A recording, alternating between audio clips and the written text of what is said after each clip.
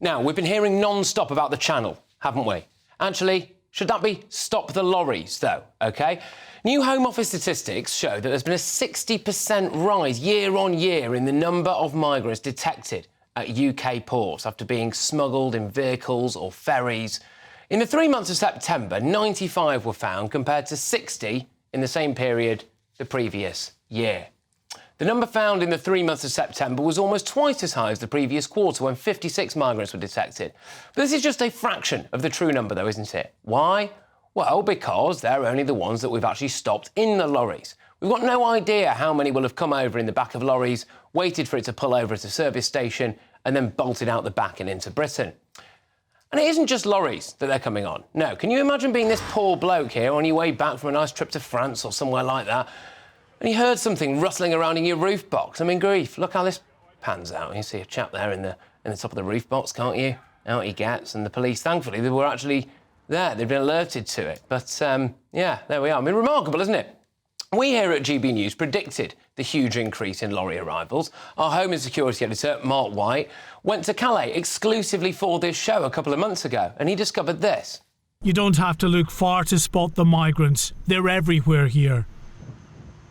We film as one clambers into the back of this lorry, disappearing out of sight. Well, today, the vast majority of Britain's establishment media decided to obsess about a heavily edited clip that falsely made Rishi Sunak look as though he laughed in a former NHS worker's face. You could make it all go back to how it used to be, where we had, not literally, but where we had, if you had a problem, you could go to the hospital. My daughter spent 7 hours waiting. Keir Starmer is too busy flip-flopping again on yet another policy. Lib Dem leader Ed Davey is still in hiding over the post office scandal. The SNP is reeling from allegations about Humza Yousaf's brother-in-law and Nicola Sturgeon deleting all of her COVID WhatsApp messages. This week, we've had Labour's Stella Creasy humiliating herself by appearing to mistake NATO for an international court. I just wonder if she could clarify, because she's got a concern there about a foreign court. What does she think NATO is? NATO is not a court. I'm slightly embarrassed that I have to make that clear to the Honourable Lady.